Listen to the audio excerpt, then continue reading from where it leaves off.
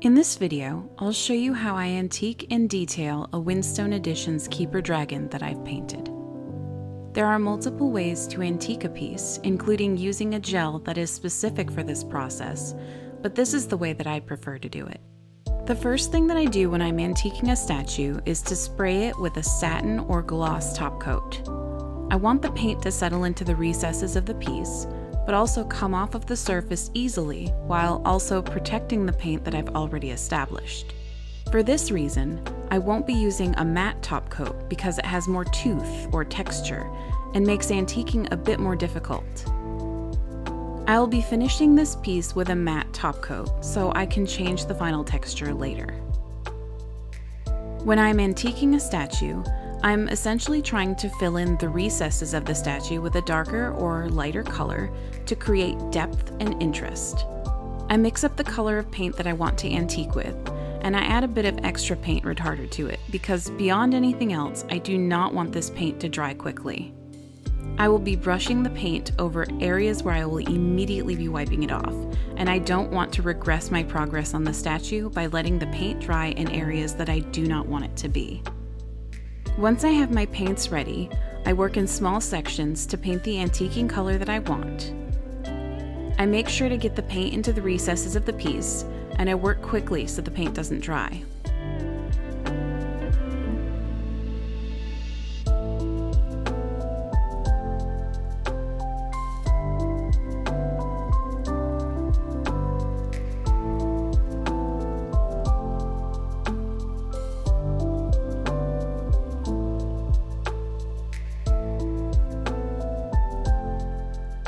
Taking a lightly damp piece of paper towel, I gently wipe off the paint, cleaning off the surface level of the statue while leaving the paint in the recesses between the scales and feathers. The result looks like I've lined these areas with a darker paint to bring out the lovely details on the statue.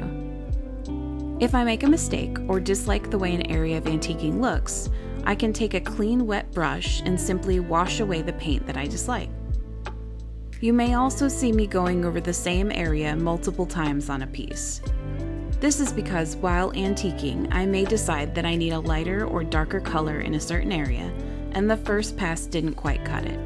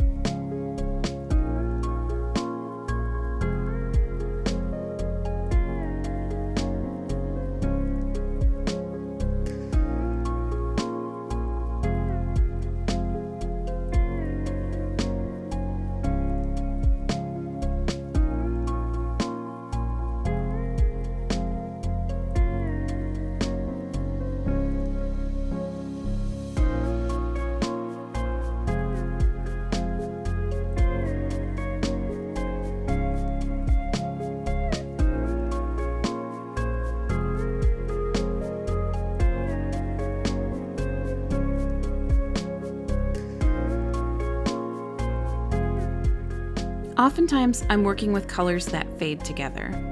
When I'm antiquing these areas, I use darker versions of the colors already established on the statue and let them fade together in the areas I want them to while I'm applying the paint that I'm antiquing with. This allows the antiquing to fade together just as the established colors underneath do.